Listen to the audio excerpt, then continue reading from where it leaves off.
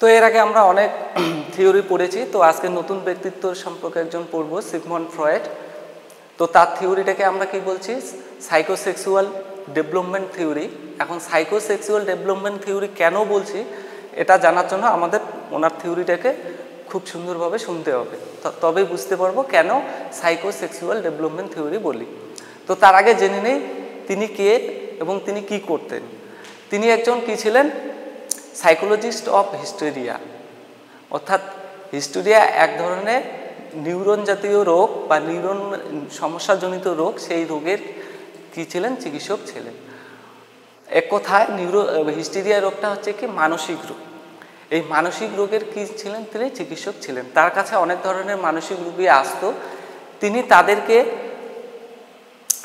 চিকিৎসা করার মাধ্যমে বা তাদের চিকিৎসা করার পর তিনি যা অভিজ্ঞতা অর্জন করেছেন সেই অভিজ্ঞতার জানার চেষ্টা করেছেন, এবং জানার চেষ্টা করার পর তিনি বলেছেন যে প্রত্যেকটা যে পেশেন্ট রয়েছে, প্রত্যেকটা ব্যক্তি রয়েছে বা প্রত্যেকটা শিশু রয়েছে, তারা যে আচরণটা করছে, তারা কেন এই আচরণটা করছে বা কোথা থেকে করছে।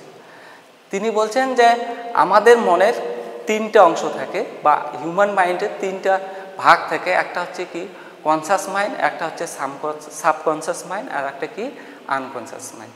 তিনি বলছেন যে প্রত্যেকটা রোগী যে আচরণগুলো করছে বা প্রত্যেকটা শিশুই যে আচরণগুলো করছে সেটা তার মন থেকে করছে। এখন তিনি মন বলতে যে এই ভাগগুলো বললাম, তিনটা ভাগ, একটা হচ্ছে কি কনসাস, একটা সাবকনসাস, আর একটা কি আনকনসাস। তিনি বলছেন যে প্রত্যেকটা ব্যক্তি যে আচরণগুলো করছে বা তার মধ্যে যে সমস্যাজনিত আচরণগুলো হচ্ছে বা সমস্যা ছাড়া আচরণগুলি হচ্ছে, সেটা কি কোন মন থেকে হচ্ছে, সেটা হচ্ছে কি আনকনসাস মাইন্ড থেকে হচ্ছে, বাকি অবচেতন মন থেকে হচ্ছে। তো আমরা তিনটা মনে একটু একটু করে জানবো আগে যে কনসাস মাইন্ড কি, সচেতন মন কি, সচেতন বা সক্রিয় মন। সক্রিয় মন কি, যেমন আমি তোমাদের এখানে পড়াচ্ছি, তোমরা কি করছো, যেটা খুব মনোযোগ সহকারে শুনছো, তাহলে তোমরা এই ক্ষেত্রে যে মনটা আমার দিচ্ছ পড়াশোনার প্রতি, সেটা কি সচেতন মন। সাবকনসাস মাইন্ড কি, যেমন আমি পড়াচ্ছি, পড়ার সঙ্গে সঙ্গে দেখা গেলো কোথাও একটা মাইকের আওয়াজ হলো বা পাশে কেউ যাচ্ছে, সেই আওয়াজটা রুমের মধ্যে আসলো, তোমাদের কি হলো, আমার কথাটাও তোমাদের কাছে গেল, তার সঙ্গে সঙ্গে কি বাইরের যে আওয়াজটা আছে সেটাও তোমাদের কানে আসলো। অর্থাৎ তোমরা দুটো জিনিসের প্রতি মন দিলে। এই ধরনের মনটাকে আমরা কি বলছি, সাবকনসাস মাইন্ড। আর অবচেতন মন কি, যে মনটা একদম কি থাকে, আমাদের সুপ্ত থাকে, জেগে ওঠে না, সেই মনটাকে আমরা কি বলছি, অবচেতন মন বলছি। আর তিনি কি বলেছেন যে কোনো মানসিক রোগী বা শিশু যে আচরণগুলো করছে, আর সেই আচরণগুলোর ফলে তার যে ব্যক্তিত্বটা গড়ে উঠেছে, ঠিক আছে, বা তার যে ডেভেলপমেন্টটা হচ্ছে, সেটা হচ্ছে এই অবচেতন মন থেকে হচ্ছে। এখন তোমরা বলবে স্যার তাহলে অবচেতন মন থেকে কীভাবে হচ্ছে, আমি বলে দিচ্ছি যে অবচেতন মন থেকে কীভাবে হচ্ছে। তিনি এই অবচেতন মন থেকে কীভাবে হচ্ছে তা বলার জন্য তিনি তিনটি টার্ম ইউজ করেছেন। এই টার্মগুলো হচ্ছে কি কি, একটা হচ্ছে ইদ, আর একটা হচ্ছে কি ইগো, আর একটা হচ্ছে কি সুপার ইগো। তিনি বলেছেন যে আমাদের যে আনকনসাস মাইন্ড রয়েছে বা অবচেতন মাইন্ড রয়েছে, এই অবচেতন মনের তিনটে অংশ রয়েছে, একটা হচ্ছে ইদ, আর একটা হচ্ছে ইগো, আর একটা সুপার ইগো। ইদ বলতে কি, ইদ বলতে আমরা কীরকম ভাবনা চিন্তা বা ব্যক্তিত্বকে বোঝাই, যে এমন কিছু ব্যক্তিত্ব রয়েছে যে ব্যক্তিত্বগুলি তারা কি করে, এভিল বা অ্যানিমেলের মতো আচরণ করে। অর্থাৎ কোনো কিছু পাওয়ার জন্য তারা কি খারাপ কাজকেও করতে পারে বা ভালো কাজকেও করতে পারে। এই ধরনের যখন কোনো ব্যক্তি বা শিশু আচরণ করে, তখন তার যে মনটা থাকে, সেই মনটাকে আমরা কি বলছি, আনকনসাস মনের ইদের অংশ বলছি, ঠিক আছে।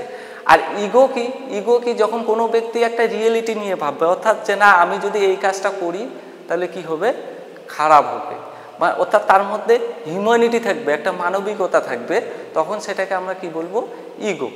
যেমন এই ঈদের আমি আবার স্পষ্ট করে তোমাদের সোজা উদাহরণ দিচ্ছি, যেমন চোর ডাকাতরা কি করে, তারা ধনী হওয়ার জন্য বা অর্থের জন্য কি করছে, চুরি করছে, ডাকাতি করছে। অর্থাৎ তারা যে এই চুরি বা ডাকাতি করছে, তাহলে কোন মন থেকে করছে, অবচেতন মন থেকেই করছে, আনকনসাস মাইন্ড থেকে করছে। আনকনসাস মাইন্ডের কোন পার্ট থেকে করছে, ঈদ থেকে করছে, ঠিক আছে।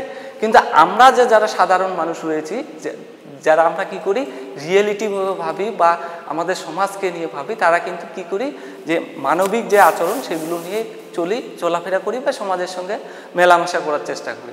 তো আমাদের যে এই মনটা রয়েছে বা আমরা যে সমস্ত কাজগুলো করছি সেগুলো কোন মন থেকে করছি?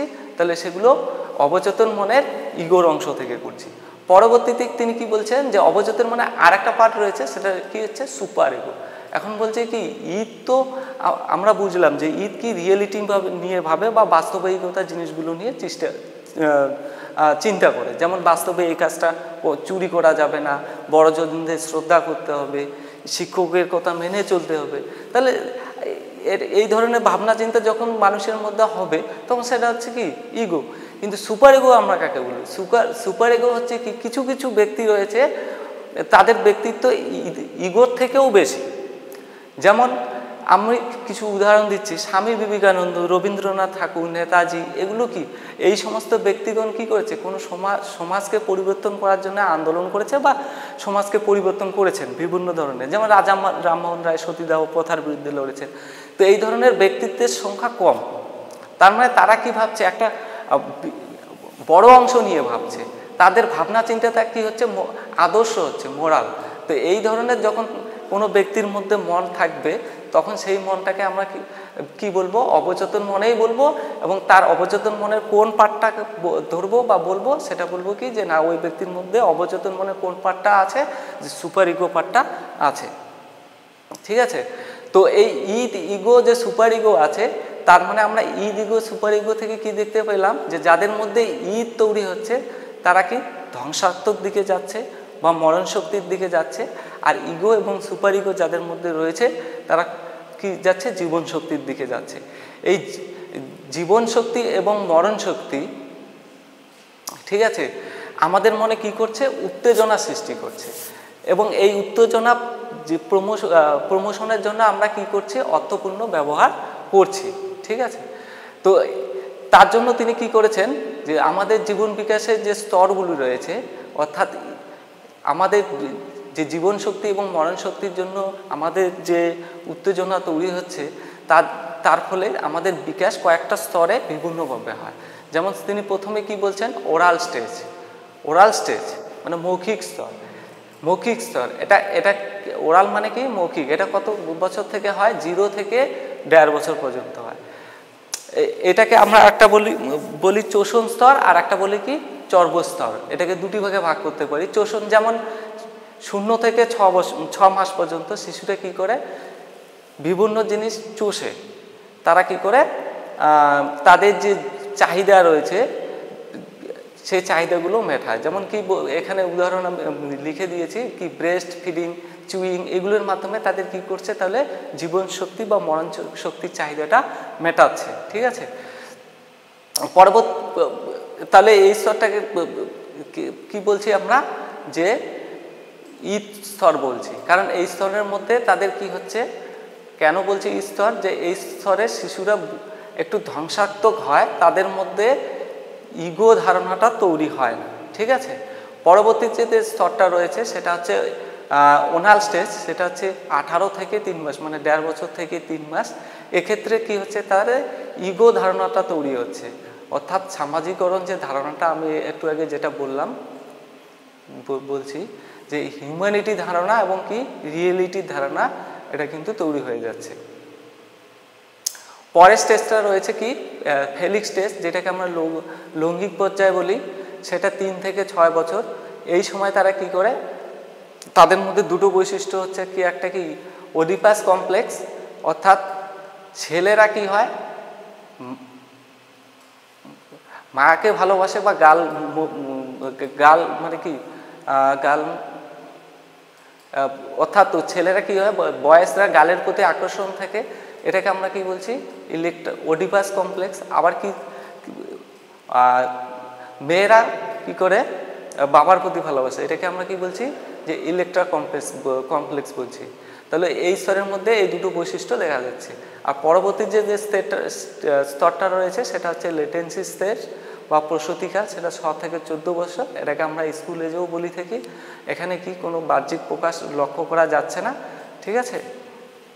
আর তারপরে শেষের স্তরটা রয়েছে এদের জেনিটাল স্টেজ বা বয়স সন্ধিকাল। এইভাবে তিনি কি করেছেন?